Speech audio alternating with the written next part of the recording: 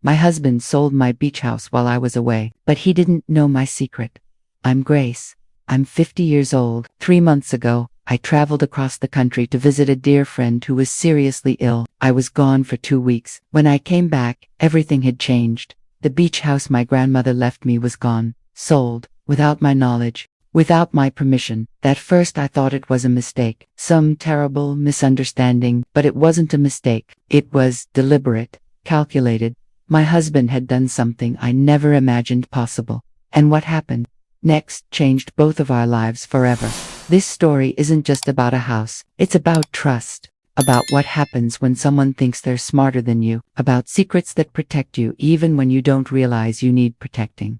Before I tell you how I met Marcus, how we built a life together, and how it all came crashing down, I need to know where you're listening from. Drop your city or country in the comments below. And please subscribe. We share real stories from real women every day. When I married Marcus 27 years ago, I believed in us. We built what looked like a good life, had 2 children, created memories, but sometimes, the life you think you're living isn't the life you're actually in. And sometimes, the people you trust the most are the ones you should have been watching all along. Stay with me, because what happened when I discovered what Marcus had done, and what he discovered about what I knew, neither of us expected that. I met Marcus in the spring of 1995. I was 20 years old, a junior in college studying art history. He was 23, working in finance, in New York City. We met at a gallery opening in Manhattan. My roommate had dragged me along, said I needed to get out more. Marcus was standing in front of a painting, holding a glass of wine, looking like he belonged there, confident, polished, successful. "What do you think of it?" he asked when he noticed me looking at the same piece. "I think it's trying too hard to be profound." He laughed. "Finally, someone honest. Everyone here is pretending to understand it." We talked for an hour, about art, about the city, about life. He was charming, attentive, asked questions about my studies, seemed genuinely interested in what I had to say. "Can I take you to dinner sometime?" he asked before we left. I said yes. Our first date was at an expensive restaurant in Midtown, the kind of place I'd never been to. Marcus ordered for both of us, without asking what I wanted. At the time, I thought it was sophisticated, confident. Now, I see it differently. "You're studying art history," he said over dinner. "What are you going to do with that?" "Museum work, hopefully. Curation, maybe teaching." "That's sweet, but those jobs don't pay well, do they?" "It's not about money. It's about doing something meaningful." "Everything's about money eventually. You'll see." I should have heard the warning in those words. But I was 20. He was older, working in finance, living in the city. I thought he knew things I didn't. We dated for 6 months. He'd come pick me up from campus on weekends, take me to nice restaurants, Broadway shows, places I couldn't afford on my own. I felt special, chosen, like he'd elevated me into a world I didn't belong to. My friends liked him. "He's so successful," they'd say. "You're lucky." My parents were more reserved when I brought him home for Thanksgiving that year. "He seems very focused on money," my mother observed after he left. "He works in finance. That's his job. It's more than that. He talks about everything in terms of cost, value, worth." "You're reading too much into it," but she wasn't. She saw what I didn't want to see, what I ignored because I was young and thought I was in love. Marcus proposed in January 1998. We'd been dating for almost 3 years. I was 23, about to graduate. He was 26, doing well at his firm. The proposal was at another expensive restaurant. He got down on one knee, pulled out a ring. Everyone in the restaurant watched.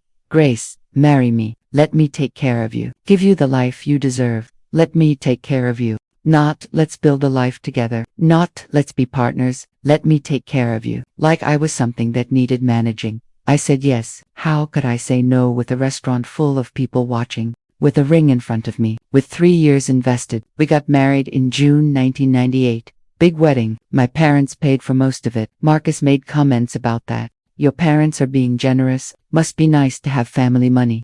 My parents weren't rich. They were comfortable. My father was a doctor. My mother taught piano. They'd saved for my wedding. But to Marcus, anyone with savings was rich. Anyone who wasn't constantly chasing more money was naive.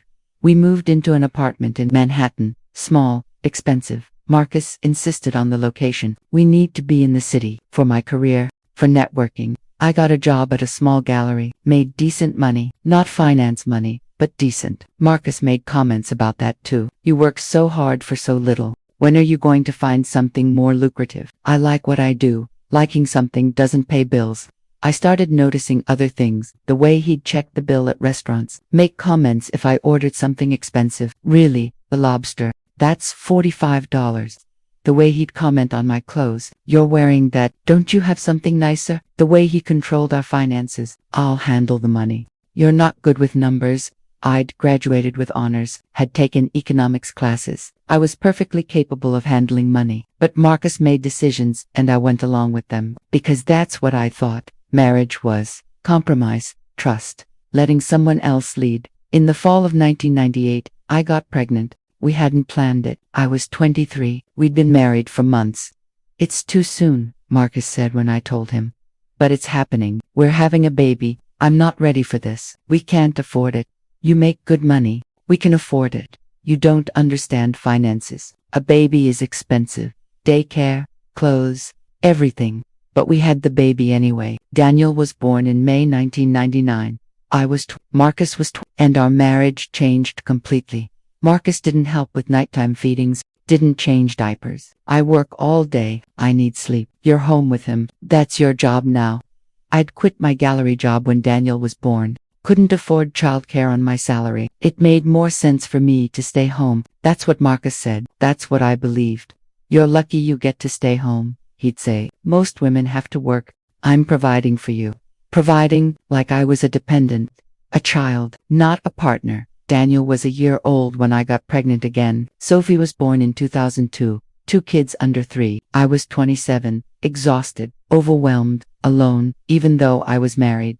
Marcus worked longer hours, came home late, spent weekends at the office or golfing with clients, said it was for our future, for our family, but it felt like he was avoiding us. You have no idea how stressful my job is, he'd say when I asked him to be more present. You stay home all day, play with kids. I'm out there earning money so you can have this life. This life, an apartment that felt too small, days that blurred together, a husband who treated me like hired help instead of his wife. My parents visited when Sophie was 6 months old. My mother took one look at me and said, "You look exhausted." I am, too, baby. It's a lot. Where's Marcus? Why isn't he helping? He works. I can't expect him to come home and take care of kids too. Yes, you can. They're his children. You're his wife, not his maid. It's just how things are right now. Once the kids are older, it'll be easier. But it didn't get easier. It got harder, because Marcus wasn't just absent. He was controlling, critical, always finding fault. The apartment's a mess. I have 2 babies. Other women manage. My mother raised 3 kids and kept a perfect house. Your mother had help, and your father came home at 5 every day.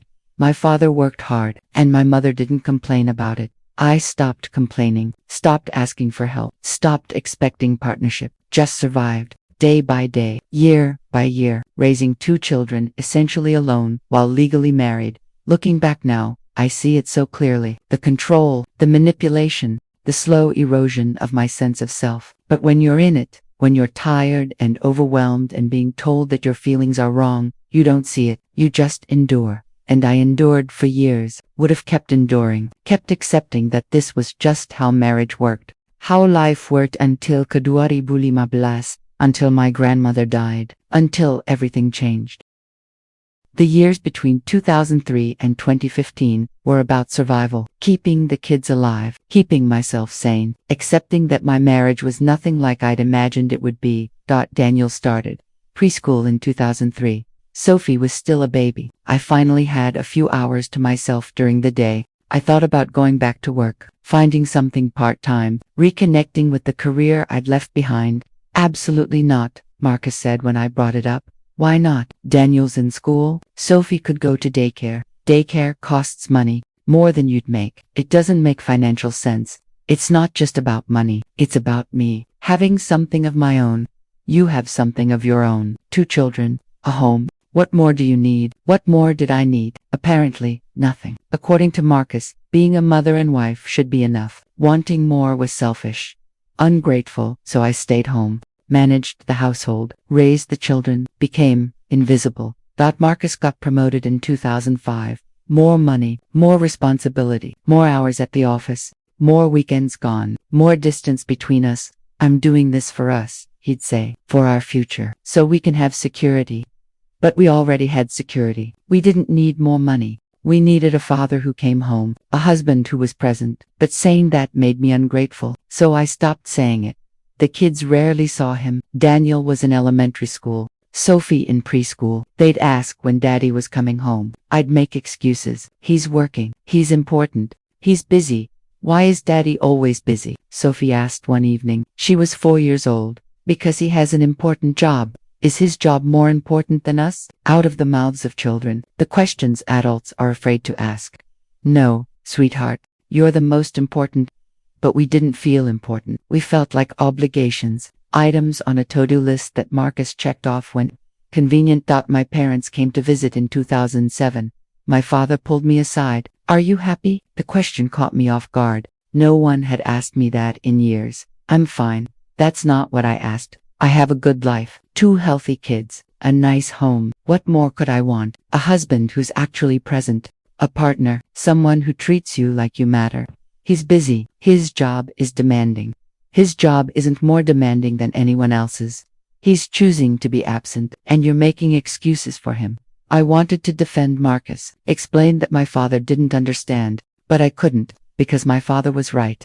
In 2010, Sophie started elementary school. Both kids were in school full-time. I was 35 years old, hadn't worked in over a decade, didn't know who I was outside of being a mother. Maybe I could volunteer, I suggested to Marcus, at a museum. Get back into art. If you have that much free time, maybe you should get a job, actually contribute financially. I thought you didn't want me working. That was when the kids were small. Now they're in school. You should be doing something productive. As if raising 2 children wasn't productive. As if managing a household wasn't productive. But I looked into jobs anyway, reached out to old contacts, found that a decade out of the field meant I was essentially starting over. Entry-level positions, nothing that seemed worth the effort. See, Marcus said when I told him, you can't even get a decent job. You've been out too long. You're not qualified for anything anymore. His words cut deeper than he knew. Or maybe he knew exactly how deep they cut. Maybe that was the point. I stopped looking for work, focused on the kids, their homework, their activities, their lives, let myself disappear further into the background. Marcus made more money. We moved to a bigger apartment in 2012. Better neighborhood, better schools, more space we didn't need. See what I've provided. Marcus would say, this is what my hard work gets us. His hard work, not our partnership, not our family, his accomplishments, his success. I was just the person who happened to benefit from it. The kids were getting older. Daniel was 13 in 2012.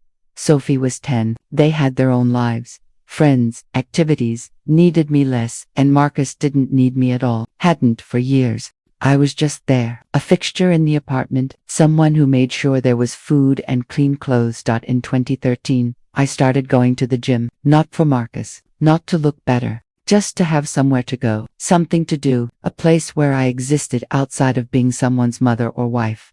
Marcus noticed, you're going to the gym a lot. Is that a problem? Just seems like a waste of time. And money. Gym memberships aren't cheap. Everything was about money. Every decision, every choice, even taking care of myself was a financial burden to him. I'll use the money from my account, I said. Your account. You mean the account I put money into? That's not your money. That's my money I'm allowing you to use. Allowing me to use, like an allowance, like I was a child who needed permission. That's when I started understanding, really understanding. This wasn't a partnership. This wasn't even a bad marriage. This was control, financial control, emotional control. He'd been doing it for 15 years, and I'd been so busy surviving that I hadn't fully seen it. My grandmother noticed too. She came to visit that year, stayed for a week, watched how Marcus spoke to me, how he dismissed me, how he acted like I was staff rather than his wife. Grace, she said one afternoon while Marcus was at work, are you happy? There was that question again, the one I couldn't answer honestly. Grandma, I'm fine. Fine isn't happy. And you don't look fine. You look tired, sad, like you've given up. I haven't given up. I'm just realistic. This is my life, my marriage. It's not perfect, but whose is? Marriage should be partnership, support, love. What you have isn't any of those things. He's not abusive. He doesn't hit me. He provides for us. A lot of women have it worse. Having it better than the worst case scenario isn't the same as having it good. She was right. But admitting that felt impossible. I'd spent 15 years in this marriage, had 2 children, built a life. Walking away felt unthinkable. I know you think I'm weak, I said. I don't think you're weak. I think you're trapped. And I wish I could help you see a way out. There is no way out. I have no job, no income of my own. 2 kids. Where would I go? What would I do? You'd figure it out. You're stronger than you think, and you have family who would support you. But I didn't believe her. Didn't believe I was strong enough, capable enough, independent enough. Marcus had spent 15 years making sure I believed I was none of those things. My grandmother left a week later, hugged me goodbye. If you ever need anything, she said, anything at all, I'm here. I know. Grandma, thank you. I didn't know then that she was already thinking ahead, already planning, already making sure that when the time came, I'd have options I didn't know I needed. By 2015, Daniel was 16. Sophie was 13, both teenagers with their own lives. They saw their father the way I'd been seeing him for years. Critical, distant, more interested in money than people. Why is Dad always so mean to you? Daniel asked me one day. He's not mean, he's just stressed. Mom, he talks to you like you're stupid, like you don't matter. It's not okay. My 16-year-old son saw what I'd been denying for years, saw his father for who he really was, and I couldn't even defend him anymore because the defense felt hollow. Then, in March 2015, my grandmother died. She was 90, had lived a full life. I'd known it was coming, but it still broke me. The funeral was in the Hamptons, at the beach house where I'd spent every summer as a child, the house my grandmother had lived in for 50 years, the place that held every good memory I had. After the funeral, her lawyer read the will. My parents were there, my aunt, me, Marcus. To my granddaughter Grace, the lawyer read, I leave my home in the Hamptons, the beach house, along with all its contents and associated accounts. This property is to remain in Grace's name alone. It cannot be sold without her explicit written consent. I stared at the lawyer. She left me the house. Yes, solely to you, not to your spouse. The deed will be in your name only. Marcus's expression changed. I saw the calculation in his eyes. The house was worth money, significant money, and it was mine. On the drive back to the city, Marcus was quiet, too quiet. Finally, he spoke. The house, we should sell it. No. Grandma just died. I'm not selling her house. Grace, be realistic. That property is worth at least $1 million. Probably more. We could use that money. For what? We don't need money. And I'm not selling the place where I have every childhood memory. It's just sitting there, empty. That's a waste. It's my house, my inheritance, and I'm not selling it. His jaw tightened. We'll discuss this later. When you're thinking clearly. But I was thinking clearly. For the first time in years, I was thinking very clearly. That house was mine. The only thing I owned that Marcus couldn't control. And I wasn't giving it up. I just didn't know yet how far he'd go to take it from me anyway.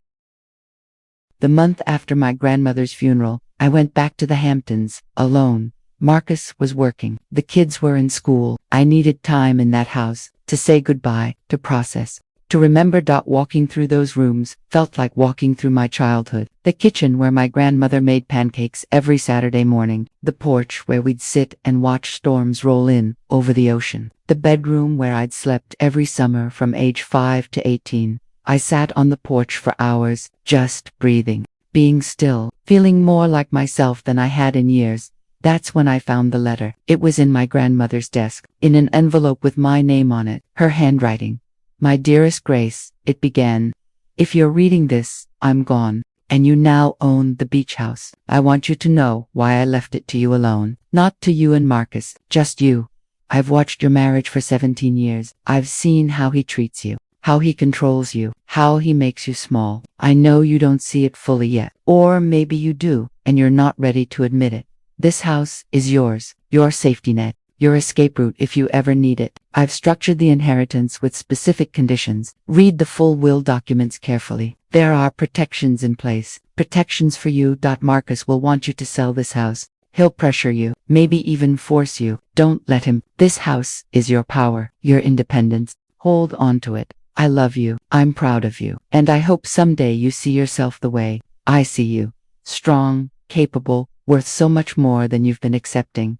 All my love, Grandma. I read that letter 3 times, crying, understanding. She'd seen it, all of it, and she'd tried to protect me. I pulled out the full will documents the lawyer had given me, started reading carefully, really reading, every clause, every condition, every legal term. That's when I found it, buried in the middle of page 7, a clause I'd missed at the initial reading. In the event that the beach house property is sold during the lifetime of the inheritor Grace Thompson, all proceeds from said sale shall be transferred directly to the Hamptons Children's Hospital Foundation. No funds shall be distributed to the inheritor or any related parties. I read it again and again, making sure I understood. If I sold the house while I was alive, the money wouldn't go to me. It would go to charity. All of it, every penny. My grandmother had made it so that selling the house was pointless. There'd be no money, no financial gain, nothing for Marcus to take. She'd protected me, protected the house, made sure that even if someone forced me to sell, they'd get nothing from it. I sat there with those documents in my hand, understanding what she'd done. The gift wasn't just the house, it was the protection, the power, the way out if I ever needed it. And I knew, absolutely knew, that I could never tell Marcus about this clause, because the minute he knew there was no money to be gained from selling, he'd stop caring about the house. And I needed him to keep caring, needed him to keep wanting it, because his greed would eventually show me exactly who he was. I drove back to the city that evening, put the will documents in a safe deposit box Marcus didn't know about, kept my grandmother's letter, hid it in an old book on my shelf, somewhere Marcus would never think to look. At dinner that night, Marcus brought it up again. Have you thought more about selling the house? I'm not selling it. Grace, be reasonable. That house is just sitting there. It's my house, my memories. I'm keeping it. For what? Nostalgia? We could use that money. Invest it. Build something.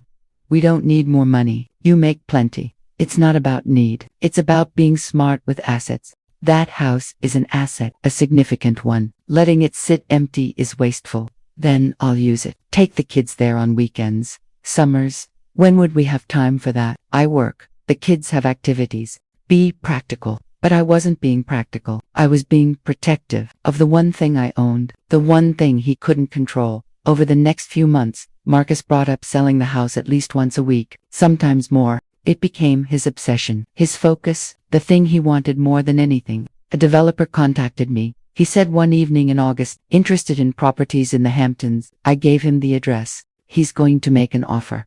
You did what? He's going to offer $2 million, maybe more. We'd be stupid to turn that down. I didn't authorize you to talk to developers. The house isn't for sale. You're being stubborn, emotional. This is a business decision. It's my decision, not yours. My house, my choice. We're married. What's yours is mine. That's how marriage works. The will specifically says otherwise. The house is in my name alone. Not community property. You have no legal claim to it. His expression darkened. So that's how you see this, legally, not as partners. You're the one treating it like a business transaction. I'm treating it like what it is. My grandmother's legacy, my inheritance, my property. He didn't bring it up again for a few weeks, but I knew he hadn't let go. Marcus never let go of money, never stopped wanting more. In 2016, Daniel left for college. In 2020, Sophie did the same. Suddenly, it was just Marcus and me in the apartment. No buffer, no kids to focus on. Just 2 people who'd stopped being partners. Years ago, the pandemic hit in early 2020.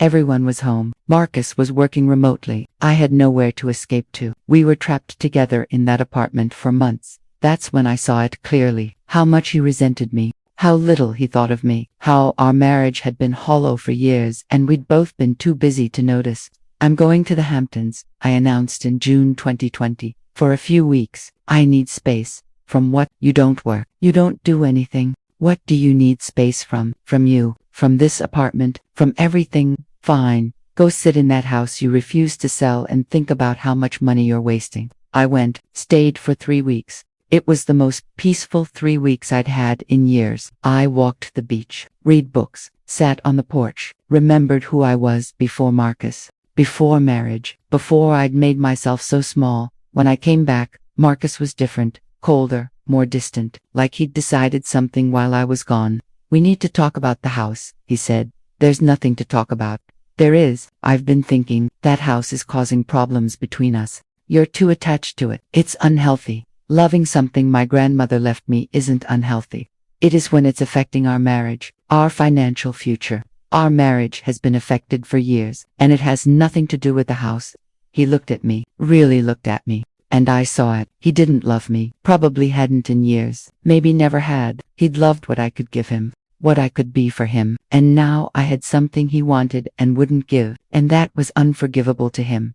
Over the next few years, the pressure continued, sometimes subtle, sometimes obvious, always there. Imagine what we could do with $2 million. The real estate market in the Hamptons is skyrocketing. We're missing opportunities. You're being selfish, holding on to something for sentimental reasons when we could benefit financially. But I held firm, because that house wasn't just a house, it was my grandmother's protection, my power, my one piece of independence, and I wasn't giving it up. I just didn't realize how far Marcus would go to take it anyway. By 2021, our marriage was a shell. We lived in the same apartment, shared the same space, but we weren't partners. We weren't even really friends. We were two people, coexisting, waiting for something to change. Marcus stopped asking about selling the house, stopped bringing it up in conversation. At first, I thought he'd finally accepted my decision, finally let it go. I should have known better. Marcus never let anything go, especially not $2 million. He just changed tactics, became quieter, more withdrawn, spent more time on his phone, more time away from the apartment, more time doing things he wouldn't explain. Where are you going? I'd ask when he'd leave on Saturday mornings. Out, errands. Does it matter? I'm just asking, and I'm just going out. I don't need to report my every move to you. He was right. We weren't that kind of married anymore. Hadn't been for years. I stopped asking where he went, stopped caring, focused on my own life, my own interests, my own survival. I started volunteering at a local art gallery in 2022, finally reconnecting with the career I'd left behind 24 years earlier. It felt good, having somewhere to go, something to do, people who valued my opinion. You're spending a lot of time at that gallery, Marcus observed one evening. I volunteer 3 days a week. That's not a lot. It's time you could be spending more productively. It is productive. I'm doing something I love, something meaningful. You're doing it for free. That's not productive. That's a hobby. Everything was about money. Even after all these years, even with plenty of money, it was never enough for Marcus. There was always more to want, more to chase, more to control. In the fall of 2022, I noticed changes in Marcus, subtle ones. He started dressing differently, better, paying more attention to his appearance, going to the gym, getting his hair cut more frequently. At first, I thought maybe he was just taking better care of himself. He was 50. Maybe he was feeling his age, wanting to stay fit. But then came the cologne. Expensive, strong, the kind you wear when you want someone to notice. New cologne. I asked one morning. Yes, the old one was dated. It's nice, thanks. He didn't ask if I liked it, didn't seem to care what I thought. He wasn't wearing it for me. His phone habits changed too. Always face down, always locked, always in his pocket. He'd step out of the room to take calls, close doors when texting. Who are you talking to? I asked once when he came back from a 10-minute phone call in the bedroom. Work, client, why? Just curious. Well, don't be. It's none of your business. We'd been married 25 years, and his phone calls were none of my business. That's when I started suspecting, not caring enough to investigate, not hurt enough to confront, just noting, observing, understanding that Marcus was probably seeing someone. And honestly, I felt relief more than anything. If he had someone else, maybe he'd leave. Maybe this marriage would finally end. Maybe I'd be free.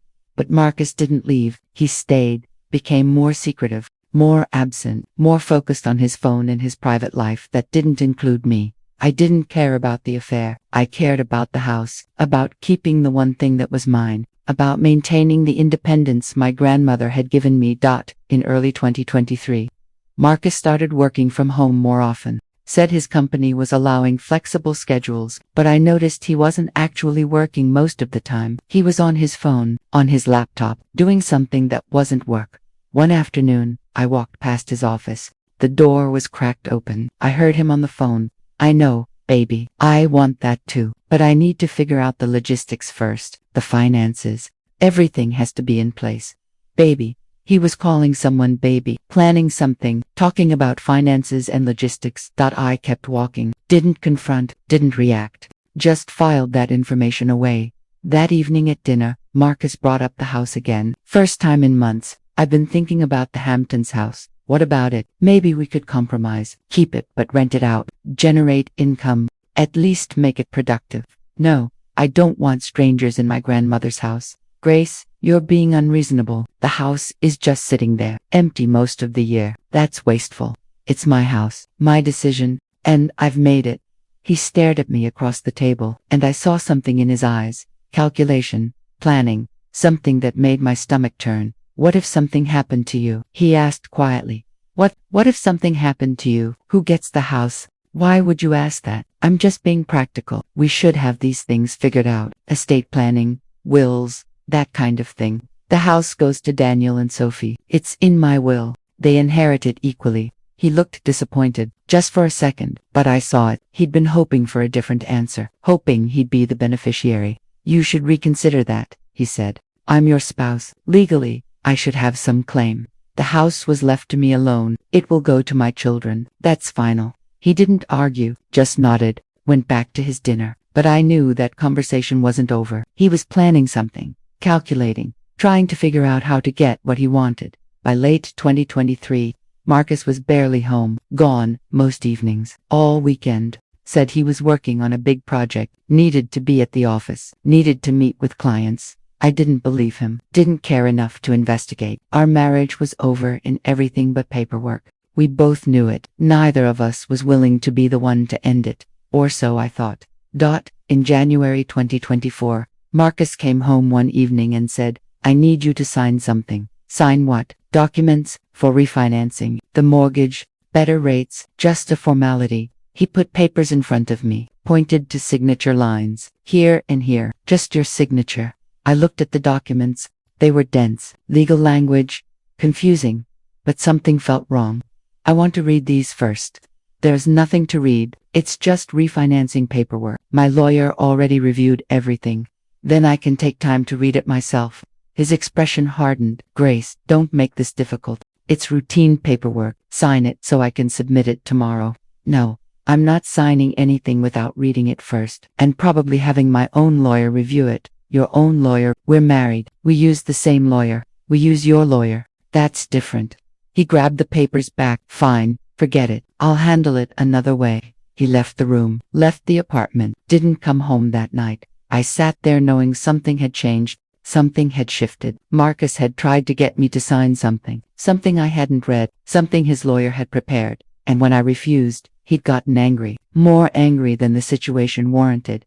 Whatever he was planning, whatever he wanted, he'd just tried to trick me into agreeing to it. And when that didn't work, he'd moved to plan B. I just didn't know what plan B was, didn't know how far he'd go, didn't understand the depth of his greed and his willingness to betray me completely. But I was about to find out. After the incident with the documents in January 2024, I became more careful, more watchful. Marcus was planning something. I just didn't know what. I started keeping important documents in a safe deposit box, my passport, the deed to the Hamptons house, copies of my grandmother's will, bank statements, everything I thought he might try to access or manipulate. What are you doing? Marcus asked one day when he saw me organizing papers, filing things, getting organized. You're being paranoid. I'm being prepared. There's a difference. He didn't push it, but I saw him watching me, calculating, trying to figure out what I knew, what I suspected.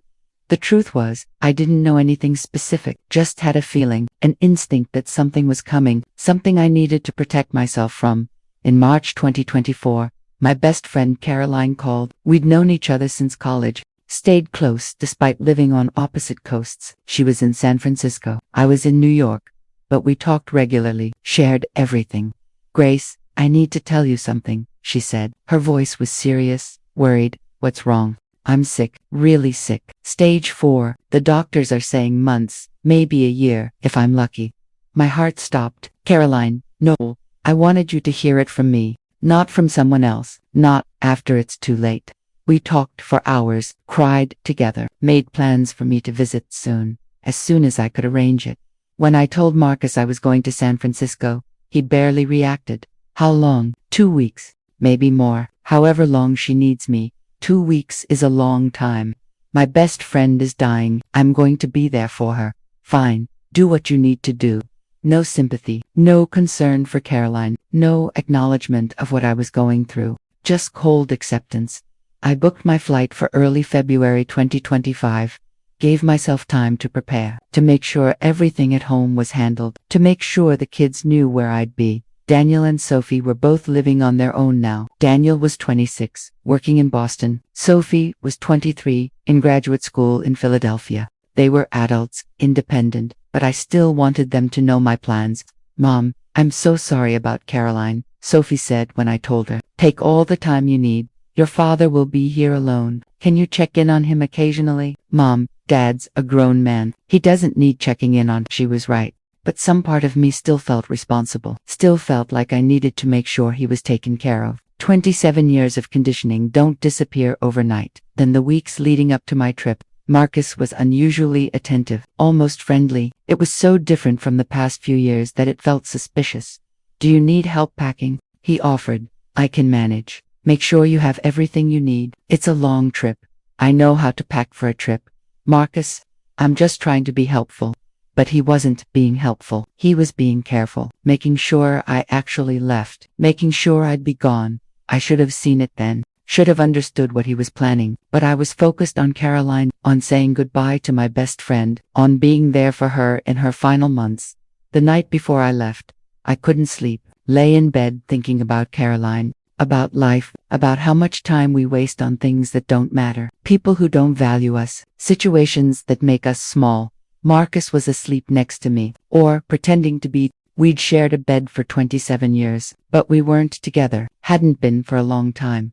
I thought about divorce, about finally ending this, about starting over at 50. It felt daunting, terrifying, but also necessary. When I came back from San Francisco, I decided I'd talk to a lawyer, start the process, end this marriage that had been dead for years. I had no idea that Marcus was thinking the same thing, planning the same thing, just with a very different approach. The next morning, February 15, 2025, I took a car to the airport. Marcus was still in bed when I left, didn't get up to say goodbye, didn't wish me well, just stayed in bed while I walked out the door. The flight to San Francisco was long. I landed around 1 p.m. Pacific time. Caroline picked me up from the airport. She looked thin, tired, but her smile was the same. You came, she said, hugging me. Of course I came. Where else would I be? We spent that first day catching up, sitting in her apartment, drinking tea, talking about everything and nothing, about her diagnosis, her treatment options, her decision to stop fighting and just live whatever time she had left. I'm not afraid of dying, she said. I'm afraid of not having lived enough before I go. You've lived plenty, have I? Sometimes I wonder, all the years I spent worrying about the wrong things, pleasing the wrong people, missing what mattered. I understood what she meant, more than she knew. That night, I texted Marcus, made it safely. Caroline's doing okay. I'll call tomorrow. He responded hours later. Good, glad you're there. Take your time, almost like he wanted me to stay away, like he needed me gone. The first week in San Francisco passed quickly. Caroline and I fell into a rhythm. Morning walks when she felt strong enough. Afternoons watching old movies, evenings talking about our lives, our regrets, our hopes for whatever time remained. Tell me about Marcus, she said one evening. What about him? Are you happy? That question, again, the one I could never answer honestly. No, I'm not happy. Haven't been for years. Then why stay? Inertia, I guess. Fear, not knowing what else to do. Grace, you're 50 years old. If you're not happy now, when will you be? When you're 67, when it's too late. I know, I've been thinking about divorce. When I get back, I'm going to start the process. Good, you deserve better than a man who makes you this miserable. I didn't tell her about the house, about the inheritance, about the protection my grandmother had built in. Some things felt too complicated to explain, too tangled to unpack. By the second week, Caroline was getting weaker, spending more time in bed, more time sleeping. I stayed close, made sure she wasn't alone, made sure she knew she was loved. I'd text Marcus occasionally, brief updates. He'd respond hours later with equally brief replies. Okay, thanks for the update, hope she's comfortable. No questions about when I was coming home. No missing me. No wanting me back. Just polite acknowledgement that I existed somewhere else. On February 28th, 2 weeks into my trip, my phone rang. It was Daniel. Mom, something weird is going on. What do you mean? I stopped by the apartment to grab something Dad was supposed to give me. He wasn't there, but there was a for sale sign on the building. Well, not the building, just posted in the lobby. And I asked the doorman. He said a unit sold recently. I have a bad feeling. Mom, my stomach dropped. What unit? I don't know. But Mom, I think you should check on the Hamptons house. I have this feeling. Just check. Daniel, I'm 3,000 miles away. How am I supposed to check? Call someone, a neighbor, the property management, anyone. Just make sure the house is still there. That's ridiculous. Of course it's still there. Your father wouldn't, but would he? Would Marcus actually sell my house without my permission while I was across the country caring for my dying friend? I'll call someone, I told Daniel. I'm sure everything's fine. But I wasn't sure, not at all. Because I knew Marcus, knew his greed, knew his need for control, knew he'd been planning something. I just didn't want to believe he'd go this far. I called the Hamptons property management company, the one I'd hired to check on the house occasionally, make sure everything was maintained.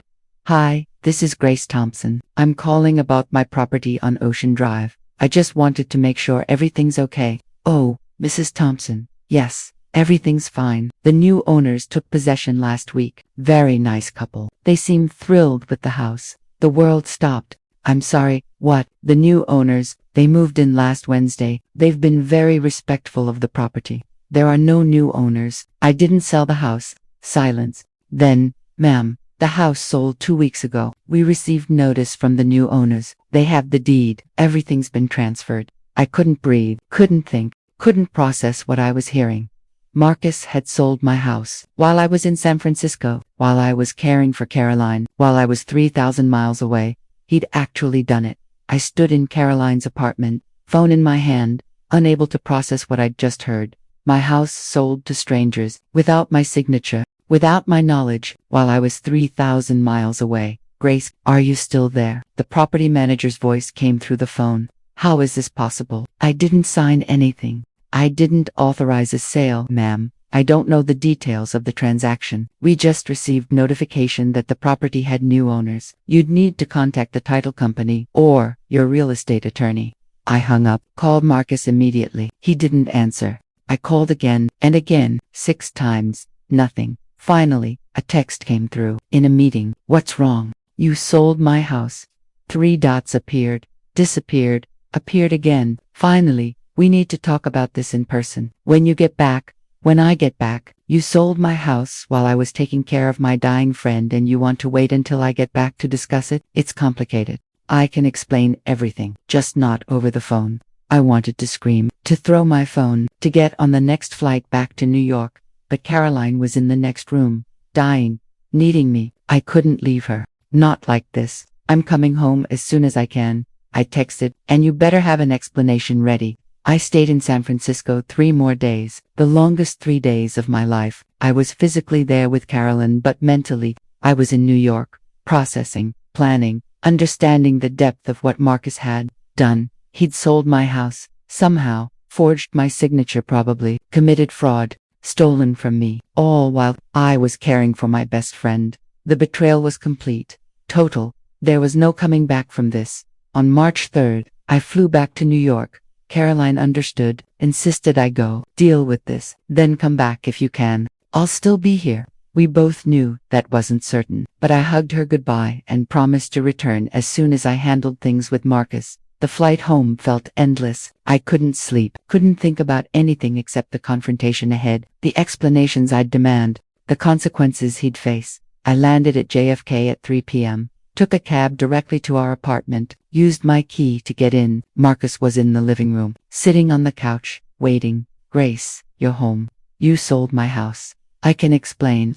Then explain, right now, how you sold a house that wasn't yours, that was in my name only, without my signature, without my permission. He stood up, walked to the window, looked out at the city. I did it for us, for our future.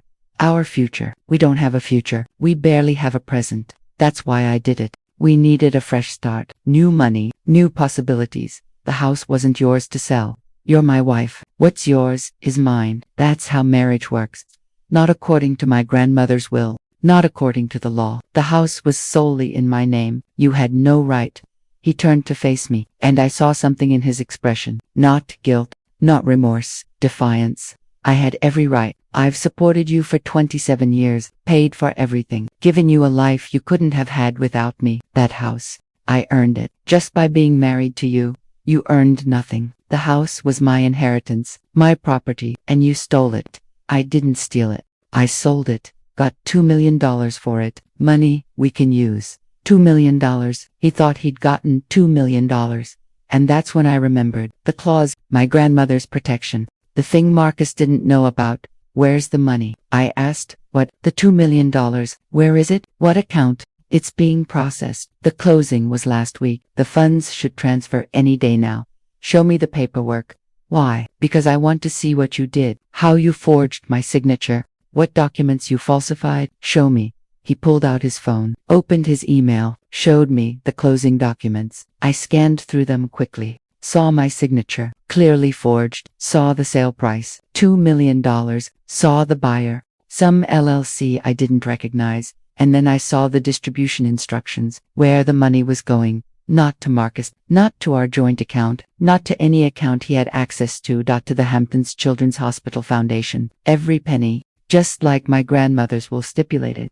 Marcus, I said quietly, did you read my grandmother's will? The whole thing, every clause. What? Of course. It said the house went to you. Did you read page 7? The clause about sale proceeds. His expression changed. What clause? I almost laughed. Almost. The clause that says, if the house is sold during my lifetime, all proceeds go to charity. Not to me. Not to you. To the Hamptons Children's Hospital Foundation. I watched the color drain from his face. What are you talking about? My grandmother protected the house, made sure that even if someone forced me to sell it, they'd get nothing. And you just sold it, forged my signature, committed fraud, and you're not getting a penny. That's not possible. That can't be legal. It's completely legal and completely enforceable. The title company will have seen the stipulation. They're required to honor the terms of the original will. That money is going to charity. All of it. He grabbed his phone. Started scrolling frantically through documents. No, this can't be right. It is right. You sold my house, committed a crime to do it, and you got nothing. This is your fault. You should have told me about that clause. Why would I tell you? So you'd know there was no point in trying to steal from me. The fact that you didn't bother to read the full will before forging my signature shows exactly how careless and greedy you are. I need that money. I already spent some of it. What? He looked panicked now, desperate. I took out a loan against the expected proceeds, $50,000, promised I'd pay it back when the sale closed. You took out a loan against money you were stealing. Marcus, that's fraud on top of fraud. I needed it for expenses, for things I had to pay for. What things? He didn't answer, but I knew the affair, the woman he'd been seeing. He'd been spending money on her, planning a future with her, using my house as collateral. Who is she? I asked. What? The woman, the one you've been seeing, the one you called baby on the phone last year, the one you've been spending money on. Who is she? That's not relevant. It's completely relevant. You sold my house to fund your affair, to build a new life with someone else, using my property, my inheritance. Tell me who she is. Her name is Amanda.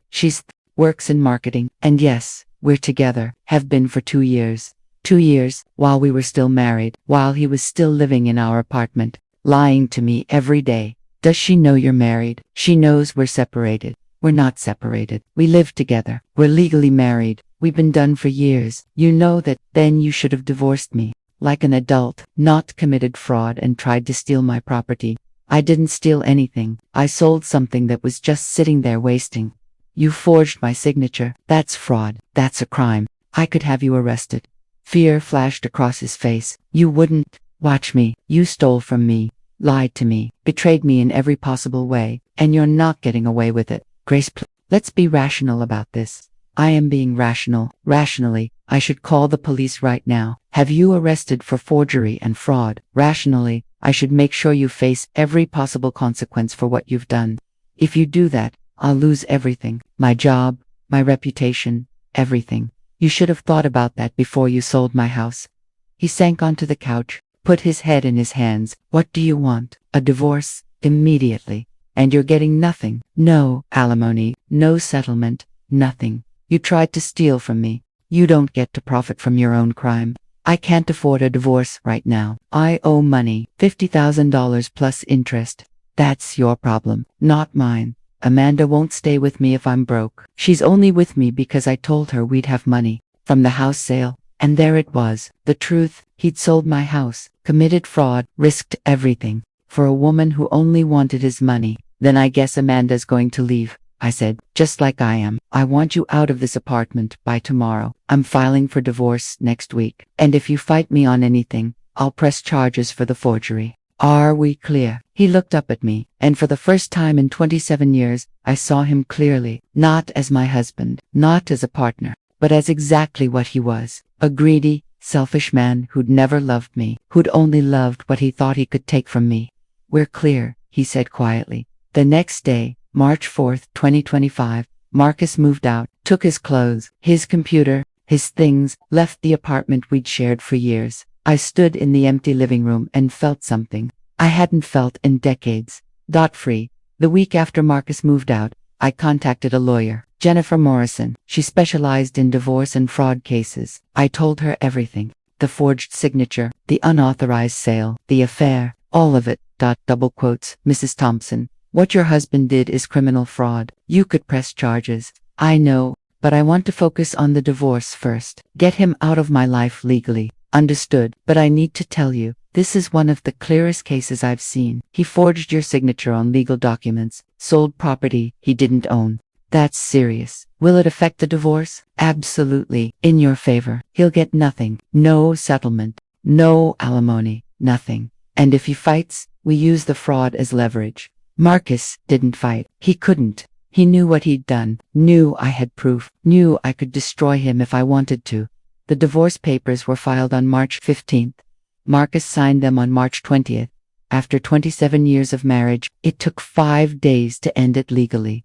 During those 5 days, I heard through mutual acquaintances what was happening in Marcus's life. It wasn't pretty. Amanda left him 3 days after he moved out. When she realized there was no $2 million, no windfall, no money to fund the lifestyle Marcus had promised her. You lied to me, she apparently told him. You said we'd have money, that we could travel, buy a place together. You have nothing. He tried to explain about the clause, about my grandmother's will, about how he didn't know, she didn't care. She was gone within 24 hours. Marcus had to borrow money from his mother to pay back the $50,000 loan. She was furious, made him explain everything, why he needed the money, what he'd done, how he'd committed fraud. She called me. Grace, I'm so sorry. I had no idea he was capable of this. It's not your fault. Still, 27 years you put up with him, and this is how he repays you. She offered to testify on my behalf if needed, to confirm what Marcus had told her. I thanked her but said it wouldn't be necessary. The forged documents spoke for themselves. By early April, Marcus had lost everything. Amanda was gone. His reputation was damaged. Word had spread through his professional network about what he'd done. People talked, whispered, questioned his ethics. His firm suggested he take a leave of absence, indefinite, until things settled down. He tried calling me once. I didn't answer. He left a voicemail. Grace, I made a terrible mistake. I know that now. Is there any chance we could talk, maybe work things out? I deleted it without responding. There was nothing to work out, nothing to salvage. He'd shown me exactly who he was, and I was done. The divorce was finalized on April 30th, 2025, 2 months after I'd discovered what he'd done. 27 years of marriage, over. I got the apartment, my retirement accounts, everything that was mine. Marcus got nothing except his own retirement fund and his car. This is the most one-sided divorce settlement I've handled in years, Jennifer told me. Usually, there's more negotiation, but he had no leverage. None. Good. How do you feel? I thought about it. Really thought about it. Free. For the first time in almost 30 years, I feel free. After the divorce was finalized, I did something I hadn't done in years. I went back to San Francisco, to Caroline, to be with my friend in her final weeks. She was in hospice when I arrived. Weak, fading, but still herself. Still the person who'd known me since I was 20 years old. You came back, she whispered when I walked into her room. I promised I would. How did it go? With Marcus, divorced, free, he got nothing. She smiled. Good. You deserve better than him. You always did. I stayed with Caroline for 3 weeks, held her hand, read to her, sat with her in silence when words weren't needed. On May 28th, she passed away peacefully. I was there, holding her hand, making sure she wasn't alone.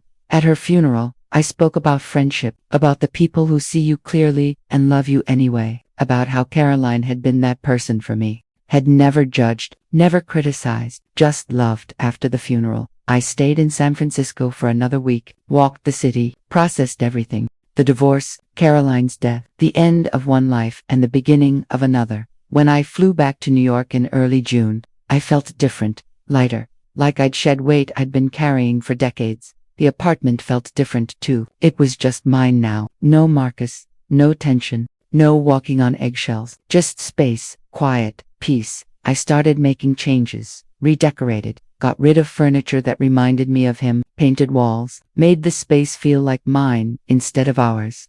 Daniel and Sophie visited often. They were relieved the divorce was over, relieved I was free.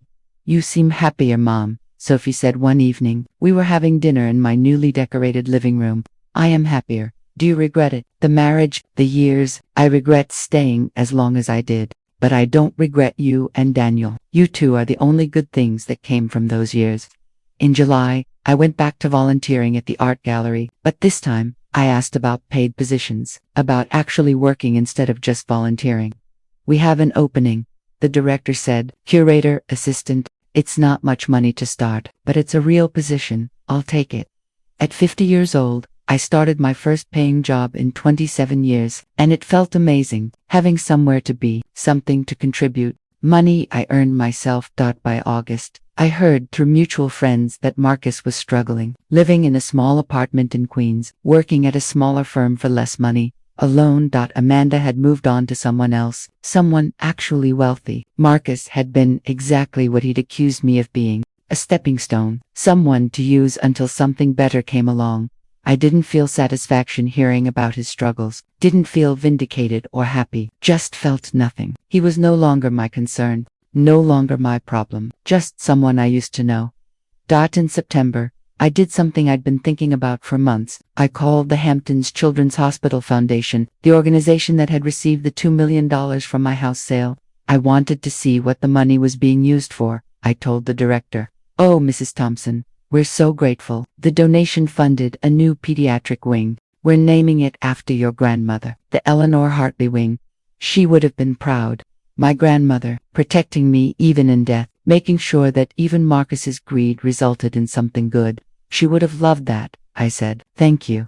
That evening, I sat on my balcony, looking out at the city, thinking about everything, the marriage, the betrayal, the divorce, the freedom. And I realized something. Marcus had tried to take everything from me, but he'd failed. I still had my children, my new job, my independence, my life. He'd lost everything trying to steal from me, and I'd gained everything by refusing to let him. It's October 2025 now, 8 months since I discovered Marcus had sold my house, 7 months since my divorce was finalized, 5 months since Caroline passed away. I'm 50 years old, living alone in an apartment that's completely mine, working at a job I love, building a life I never thought possible. People ask me sometimes if I'm angry, if I hate Marcus for what he did, if I regret not pressing criminal charges. The answer is no. To all of it, am I angry about the betrayal, about the 27 years with a man who never really loved me? Yes, that anger is real, valid, justified. But hate? No. Hate would mean giving him power he doesn't deserve, would mean letting what he did continue to control my life, and I refused to do that. As for pressing charges, I thought about it, long and hard, but ultimately, Marcus losing everything was consequence enough. His reputation, his relationship, his money, his future, all of it gone because of his own greed. And the house, the one he sold out from under me, it's gone. I'll never get it back, never walk those rooms again, never sit on that porch watching the ocean. But the $2 million he thought he was stealing, it's funding a pediatric wing at a children's hospital, helping sick kids, saving lives, named after my grandmother who loved me enough to protect me even after she was gone. Marcus tried to steal from me and ended up donating $2 million to charity. That's better than any revenge I could have planned. My children are proud of me. Daniel calls regularly. Sophie visits often. They've both cut contact with their father. That's their choice, their consequence to give him. I don't encourage it, but I don't discourage it either. I heard Marcus tried to contact them recently, wanted to explain, apologize, rebuild. They didn't respond. Some bridges, once burned, can't be rebuilt.